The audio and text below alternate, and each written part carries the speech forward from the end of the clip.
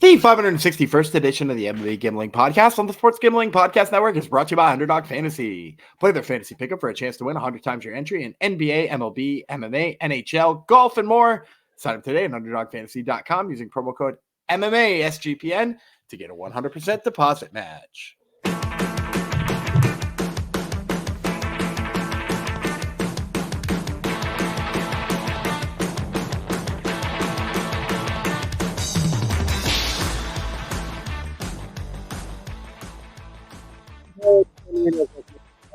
One of the MMA Gambling Podcast on the Sports Gambling Podcast Network. This one's going out to our friend Eric Does Bullet Wounds. Thank you for Gumby for the joke that I put in there. If you don't like the joke, then it was Gumby who came up with it. That's a callback for a couple episodes ago. So I am Jeff Chalks Fox. I'll go back to Chalks.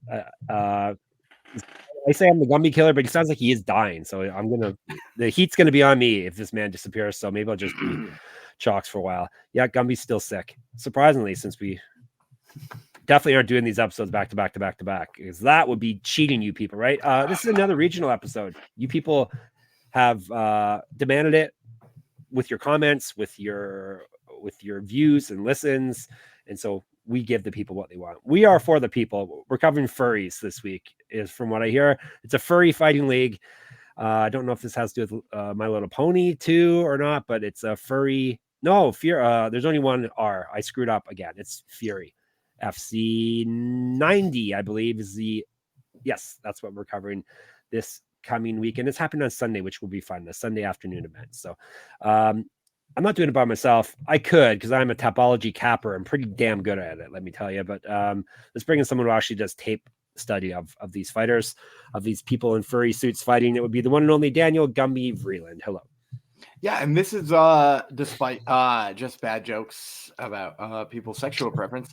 I think this is a fun fight card in terms of people who are good UFC prospects, because I see a couple on here who definitely have the records to do it. There are a couple of people who are like kind of post hype prospects, like Alden, Coria, and Devon, Dixon. I think if you had gone back 3 years ago, people would already expect them to be in the UFC, and they kind of fell on hard times. Not Dixon so much; he only lost one fight, but like they both kind of slipped off from their prospecty status and are sort of trying to gain that back. And then there are a couple other guys who I think will probably make their names known here. So yeah, it's a fun fight card. And they also always have like 700 fights on their cards, which is sort of delightful. It's a little easier to find 2 or 3 names I like in the lightning round when they have 81 fights. Which means the zap, bang, boom. The lightning round is back. I thought I'd tip everyone off last episode. Before we got the complaints, I thought I would preempt all the complaints and tell people that there wasn't going to be a lightning round last episode, because people would be like, where's the lightning round? There was only 2 fights we didn't cover for Brave. So yeah, last episode was all about Brave CF. This one's all about Fury fighting. They've got 16 fights, so it's not like 6 fights like Brave had. So and this is a pretty we haven't covered Fury for a little while, for a few months at very least, but it's obviously Sunday is a big thing. It's fun that it is on Sunday and it's on UFC Fight Pass, especially during football season. I'm sure it's big for you degens in there. Get some Sunday afternoon MMA action, and it's a pretty solid feeder league for the very least for the Contender Series, right? Yeah, there's a lot of guys who've shown up off of Fury, or sometimes they bounce between Fury and CFFC because they largely sort of seem to locate similar demographics and areas and stuff like that. So sometimes you see them in both of those places. Yep, fantastic. And Gummy told me that this is a very solid Fury fight card too, right? Yeah, I think so. Which is what we like to see and hear and listen and win money on. If you want to win some money on baseball, though, obviously we talk a bit of baseball here to the chagrin of some of you listeners and viewers, but the MLB Gambling Podcast is the place to go if you're a hardcore baseball fan or just a degenerate or probably both, sitting in an office looking for some afternoon action. MLB Gambling Podcast is the place for you. Either way, you're going to want to make sure you subscribe to MLB Gambling Podcast just for Malcolm, just for the laughs that Malcolm delivers at the very least. Subscribe on wherever you get your podcasts, and obviously make sure you do on listen to them and watch them, on YouTube, and subscribe there. Even though they have more subscribers than us, but they had a head start. We're catching up. We're going to catch up to those MLB people soon enough. All right. Fury FC90. They've been around for a while. It seems just fairly recently, right? Over the last couple of years that they've become more of a household name. Yeah, I think so. Yeah. I think the Sunday thing helps for sure. Yeah. UC Fight Pass doesn't hurt either, of course. Nope, not at all. It's always nice when you don't have to worry about how you're going to get them. Exactly. All right. Fury FC90, Dixon versus Macklin is the event. Houston, Texas is basically Texas. This is a Texas-based promotion. Most of their events, I don't know of all of the events, but most of the events take place in Texas, at least the ones that we jump in on. This is happening Sunday, as we said. This coming Sunday, so that would be May the 12th, 2:30 p.m. Eastern time, UFC Fight Pass. Prelims are on YouTube, so a couple of easy spots for you to catch all the action, which is great.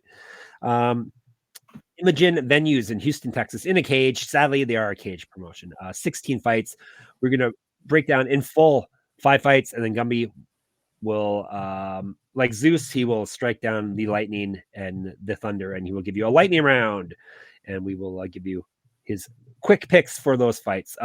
Fury, usually we get odds on most books, at least the offshores, right? Yeah, the offshores for sure, and sometimes they appear on the bigger ones too. Okay, and it's usually a later in the week thing, though, right?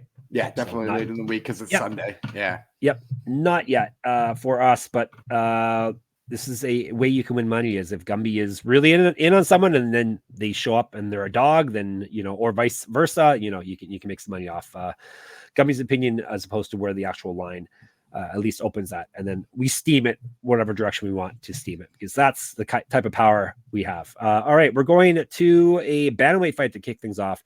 Brian Mitchell, United States versus Kale Moniz from the US as well. 3 5-minute rounds for this. Moniz 7-2, 3 knockouts, 4 submissions. So he's finished everyone, and he's been submitted once. So that means he owes his rounds. 3-1 in Fury. He's won 2 straight and 6 of 7. He's not lost since April of 2022. Hollywood versus Money. Fantastic. Mitchell 7-2, 3 knockouts, 1 submission. These guys have almost identical. Well, they have identical records, almost identical finishing rates as well. He's been submitted once as well. These guys, it's the Spider-Man meme fight. 1-0 in Fury. He's won 4 straight and 6 of 7, just like Moniz, 6 of 7. Won his last fight via TKO. Used to fight at featherweight, 1-1 in Cage Warriors, was regional champion, 7 years younger than Moniz, 3 inches taller. So I think Mitchell's going to come in as a slight favorite. We're probably talking like -150, because to your point, the records are fairly similar. We've seen them lose in similar ways. And I also just think people will like Mitchell because he's from Cage Warriors a little bit. And I'll be honest, he's flashy. That's the thing I think people like about him, is that a lot of movement on this guy. We're talking about like one of those guys who bounces up and down all the time. He likes the spinning stuff, which, I mean, I guess I shouldn't say he likes it. He throws it once in a while. But it's a lot of wasted movement, in my opinion. The other thing that and maybe you could tell I'm already tipping my hand here. I like Moniz. I think it's a slight dog, probably like -1 or +135. And the reason I like him is because A, the wasted movement from Mitchell, bouncing all the time, throwing, spinning stuff, and then B, short king. I love fading my short kings. He's like 5'6". Moniz is going to be quite a bit taller here, going to have quite a bit better length, and he's a guy who's like, Mitchell is like, basically his striking style seems like it relies on using length. And that's like a bad thing when you don't have any of it. In addition to that, like, I really think Moniz, one of the better things about him is he's really smart and really well positioned on the feet. He is literally the opposite. He doesn't waste a lot of movement. He moves forward. He moves his head off the center line. He's got good footwork. He's always got his front foot on the outside of his opponents. When he does throw, it's straight to the target instead of being, the loopier stuff you're going to see out of Mitchell. So while Mitchell might like look more explosive and look scarier and look like he's bouncing all over the place, like Moniz is the one who sort of does more damage in like close range situations. And I think he's just going to keep marching Mitchell down, letting Mitchell overexert himself a whole bunch of times. And let him winging shots. And the other thing is too, is I've seen Mitchell in the later rounds. I'm less impressed with him then, because you can notably tell when he gets tired because he stops bouncing. Like he stops using the like big bounce. Like he's almost like gives you a gas tank meter by how much he's moving when you're not touching him. And so like I think Moniz is going to take advantage of that. So give me Moniz slight dog money here. I'd probably like him right up until like the early -100s, like, like in the -120, -130. I'd love him anywhere in the plus money though. You think he's gonna be about plus 120, maybe around there? Yeah, I said like plus 125. I think I said. Yeah. Okay, fine. We'll give you the extra 5 then. Sure enough. All right. So the money's going on money. Moniz. All right. We are skipping a female fight. I guess Gumby doesn't like female fighters for some reason. That one they have no fights on their record. To be 1-1. I went past the 1-1 female fight to get down to this. Yeah. Like what is that? 72 and 71. You know, like 4-2 and 1-1. Yeah, that's fair enough, Gumby. I'm just joking. Gumby loves all fighters and hates all fighters equally. Nico Echeverry, United States versus Tracy Reeder, United States, 3-5 rounds at 155 pounds. Reeder 7-3, 3 knockouts, 3 submissions. He's been knocked out twice. 2-1 in Fury. It's part of that's over his last 3 fights. He's gone 2-1, obviously. 2-3 over his last 5. Did lose his last fight. He's 8 years younger than Echeverry, 3 inches taller. Echeverry 12-7 with 1 no contest, 3 knockouts, 3 submissions. He's been knocked out 3 times. 9-6 with 1 no contest in Fury. Used to be the champion of Fury FC. Since then, he's gone 0-2 and 1 no contest, and 1-3, 1 no contest over his last 5. Got knocked out in his last fight, 1-1 in LFA. Used to fight at welterweight. So the champ is kind of didn't make it out of Fury, and now he's on his way down, it seems. Yeah, he's definitely on his way down. And Reeder, you mentioned, is coming off of 2 losses in his last 4 fights. One of them is to a guy we're going to talk about in a second, Hector Saenz, who I'm pretty high on. Not to try to spoil what we're going to talk about next, but a guy I'm pretty high on. And then the other one was to Markel Medeiros, who's in the UFC now. So like a really high level of losses for Tracy Reeder.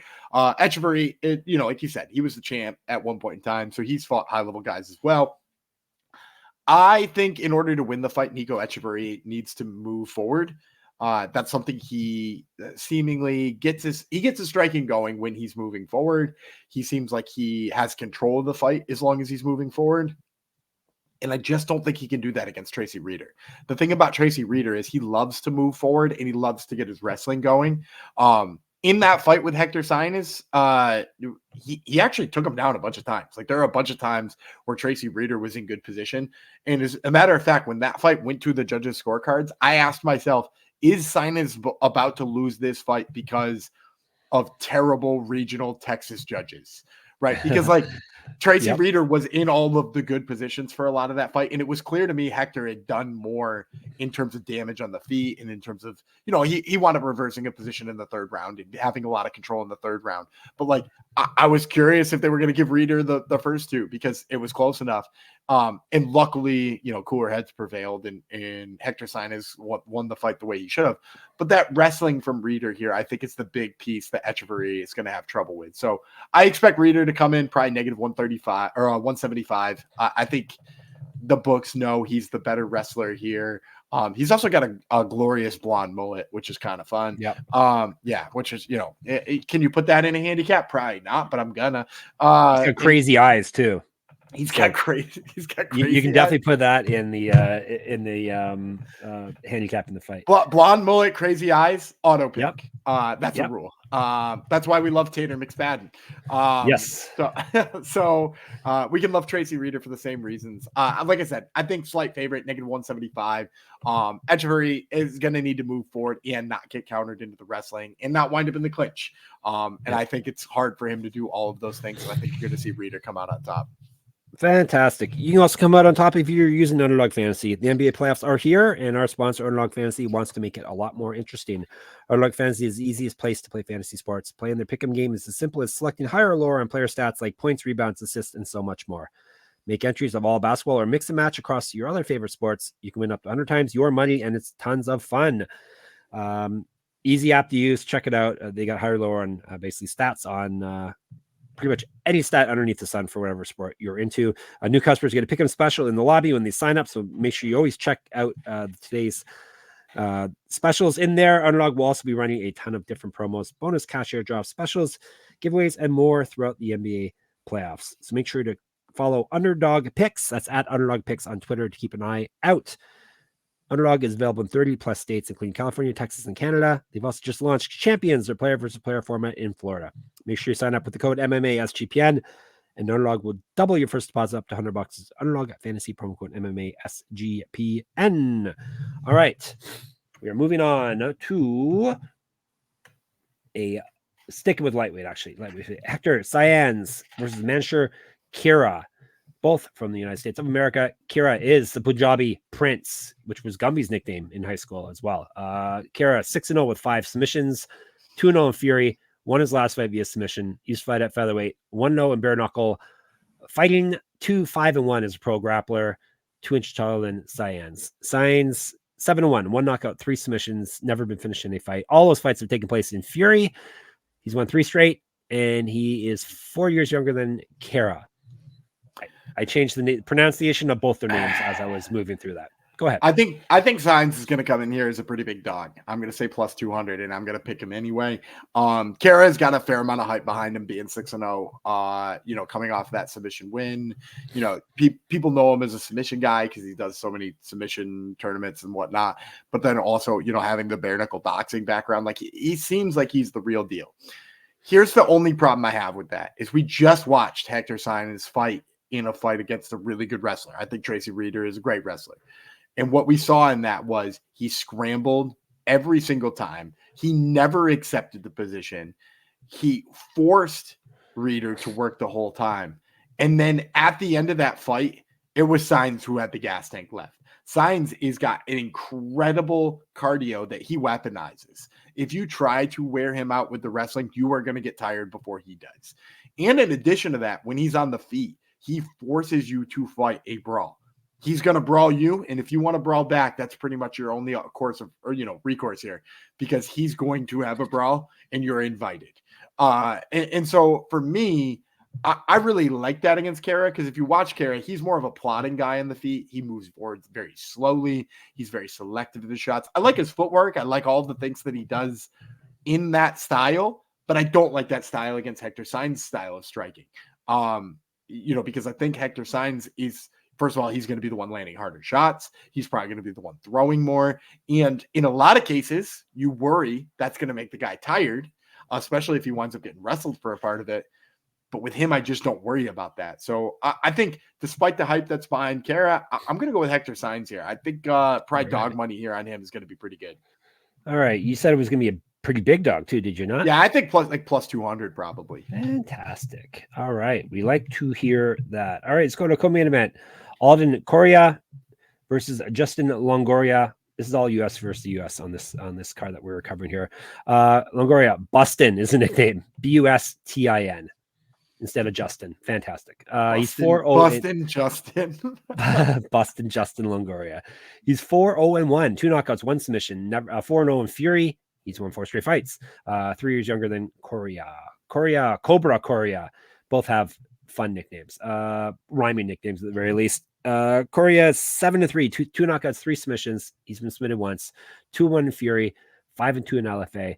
He's won 2 out of his last 3, and only 2 of his last 5. Did lose his last fight. Used to fight at bantamweight, 2 inches taller than Longoria. Yeah, so I think Coria probably a favorite here, despite his recent bad run. As I mentioned before, he was a guy who's now I would consider like post prospect. You know, like a lot of people were hyped on him 5 fights ago. Then he lost 2 in a row, and he lost his last fight, and people are kind of off him now. I think they're going to be off him, but his name persists enough in that prospect sphere that I think he still winds up like negative 125 here to like a plus 105 for Longoria. And I'm going to take Coria here. I think for me, Longoria just kind of like winds up on his strikes a little bit too much for me. If you watch him strike, you kind of know what's coming before it comes. In Coria, the thing that has always been good about him is his ability to move. You know, like he not just, I don't just mean like stick and move, but like just not be there when a big strike is coming. And sometimes it's just getting out of there, you know, like it's just not being in an exchange that he doesn't need to be in. You know, if Longoria comes forward and wants to brawl, which I kind of think he sort of has to do in a lot of his fights, sometimes Alden Coria will just choose, okay, you go ahead and do that. I'm going to get out of here, and I'm going to hit you with a kick when you're done with your exchange. Because that's the thing about Coria is he's rangier. He works from distance. He likes, you know, similar to like I was just talking about with Brian Mitchell, he likes some of the flashier stuff. And in the past, that's cost him against guys who are particularly good wrestlers or particularly technical strikers have found times where he was off balance and punished him for it. I think Longoria is none of those things. You know, like I don't particularly rate his wrestling really high. I don't particularly rate his technical striking high. He is a fun brawler. He's got good power. I just think Coria is going to pick him apart in that way. So give me Alden Coria here, slight favorite. All right. We shall accept it. Cobra Coria is the pick. All right, main event time. 3 5 rounds at lightweight. Devon Dixon, Tedrick Macklin. Macklin, T-Money, obviously is the nickname. He's 6-0, 1 knockout, 4 submissions. 5 of those fights have taken place in Fury. He won his last fight via submission. Used to fight at welterweight, an inch taller than Dixon. Dixon, 6-1-1, 2 knockouts, 3 submissions. He's submitted once, 1-0 in Fury. He's won 2 straight fights, both via submission. 0-1 in LFA. He used to fight at welterweight. That's all I got. So I think this is probably going to be a pick'em. Because like I said before, with Coria, Dixon is kind of like one of those post-hype prospects here that we're talking about. A guy who people were talking about a lot more 3 fights ago than they are talking about now. He's obviously fallen off a little bit less than Coria has. And Tedrick Macklin, maybe a little bit more hype than Longoria is too. He's 6-0. Obviously, that bodes pretty well for him here. So I think this is probably going to be a pick'em. I'm going to say like -110 on both sides. And really the dynamics of this fight are really interesting for me because Devon Dixon is a guy who I think when he's on the feet, it's not that his striking is bad, but his defensive striking is like kind of questionable. He's like very hittable, which is obviously not something you want at lightweight. That's usually a division that's got tons of big, heavy punchers. He seems kind of hittable. He's right there after his combinations are over. The thing that kind of makes up for it for him is that he's a great wrestler. Not just in terms of his ability to get to your hips and his ability to put you on the mat, but his ability to keep you there is really great. Both in how he takes your back if you try to get up sloppy, or how he forces you back to the mat if you try to scramble or things like that. Like he is a really, really good wrestler. I love what he does on the mat. And he's one of those guys who trains down at Killcliff. So like he's got a billion training partners down there, very high level and stuff like that. For Macklin, I do like his takedown defense quite a bit, which obviously bodes well for fighting a guy like Devon Dixon. The thing that I worry about, though, is that while he stops takedowns pretty well once people are in on them, they get in on them exceptionally easy. Like he's a guy who the takedown is already halfway over before he starts defending it. And against the level of competition he's typically fought, that's fine. He can handle that. He winds up stuffing the takedown at the end. Against Devon Dixon, I don't know that works. Like he needs to be preemptively getting the underhook. He needs to preemptively being stuffing the face away. He can't just be the guy who once he's in on your hips, you try to stuff the head between the legs and stuff like that. Because he's good at that. But I just think against a higher level wrestler, and as he gets further and further forward, Macklin is going to have trouble with that. And I think Devon Dixon is that step forward. Now, on the same token, I talked about Devon Dixon being limited in his striking defense. Macklin clearly has an advantage there. Way more tools on the feet. He throws a more diverse set of strikes. I think he's a touch faster than Dixon. So I think all of those things bode well in Macklin's favor. I think all the grappling things bode well in Dixon's favor. I'm ultimately going to go with Dixon here. I think the big piece for me, like I said, is that Macklin lets the takedown get in on him before he stuffs it. And against Dixon, I think that's too much. I think you're giving him an out so he doesn't have to worry about his bad defensive striking because he's going to be in on a takedown all day. And even if he winds up getting stalled there for 3 minutes against the cage, that's 3 minutes he's not getting pieced up on the feet. So give me Devon Dixon, probably pick him. All right. We shall actually not. We haven't concluded with that. Let me recap, and then we will give you some more picks. He's got Dixon. He's got Coria. He has got Saenz. He has got Reader. He has got Moniz. Moniz. All right, time for the lightning round. Gumby. Anyone you enjoy or any lines you're looking forward to seeing on the rest of the card? Yeah, so there's a couple of fights that I like on this one in terms of the lightning round. I'm just going to take 2. The first one I'm going to mention is Nick Lancaster. Last week at LFA when we did the lightning round, I mentioned a couple of names, Gabby Fujimoto and Natalia Alves. I said if either of them come in south of -250, they're great lines. I believe one came in at -180, one came in at -230. Both of them looked very good in the cage, did exactly what they needed to. He's another guy who I'm going to say, if he's south of negative 250, he's at least parlay fuel. If not, you can make the straight up play on him. He's a bull. You're not going to find many guys in this division as strong as Nick Lancaster. Is everything all rounded out the way that it needs to be skill wise yet? No, not yet. But like, does it really need to be when you're fighting on the Fury prelims? No, I don't think so. So like, I think if he comes in at negative 225, negative 200, that's a line to steam up before he becomes like a negative 400 favorite, because I think that's really where he belongs. Another name I'm going to mention here, who, maybe the theme of Fury here for us has been guys who used to be hyped or guys who people, wanted to throw their weight behind a long time ago. And the name I'm going to give you is Dimas Chapa. Dimas Chapa was a guy who, when he was in his amateur career, I'm not sure there were many, other than the IMMAF guys, I'm not sure there are many amateurs who were getting more hype than Chapa was, because, he was finishing people all kinds of different ways. He's exciting. He's fun to watch. His pro career has kind of been a massive letdown. He's 3-3 in his pro career. He's lost some really ugly ones. I think all three of his losses are rear naked choke losses, which obviously begs so many questions. And in this fight, he's getting a 2-0 prospect, which I think is a perfect recipe to see Dimas Chapa at a big plus money, right? Like, that's when, you see a 3-3 guy up against a 2-0 guy. You're like, oh, the promotion's doing the 2-0 guy a favor. I almost think the promotion's doing the 3-3 guy a favor here, because Dimas Chapa has so much potential. And it seems like he's wasted a little bit of it in this early part of his career, but he also wouldn't surprise me as a guy who rattles off 5, 6, 7 wins in a row. We're talking about him 10-3 on Contender Series a couple years down the road. And you look back at his record and you're like, oh, he was 3-3 at a point. What a wild time that must have been. Like I said, he's got a lot of skills on the feet. He's very exciting. Obviously, he's had some issues with his submission defense, but he knows that seemingly. And I don't know too much about his opponent here, but I do think Chapa probably going to be a massive dog that's worth a swing.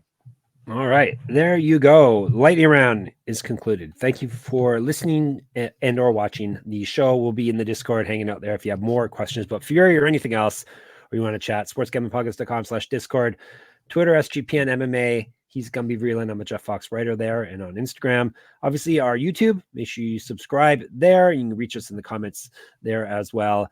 What else? My Substack is moneymma.substack.com. Get in there, subscribe, play my pick'em contest that I'm running for this week's UFC and pretty much every UFC event. Gumby has got Top Turtle MMA podcast. Who is on it this week? Gumby Vreeland. We're talking to the Baby Shark, Tabitha Ricci, as well as Billy Goff. There you go. Make sure you listen to that. And of course, sportsgamblingpodcast.com, sportsgamblingpodcast.com/store, sportsgamblingpodcast.com/Patreon. We'll be back tomorrow. No days off until Friday, Saturday. Tomorrow, UFC time. Once again, it will be Boston, Gumby Vreeland, and T-Money, Jeff Fox. And we shall talk to you then. Bye-bye.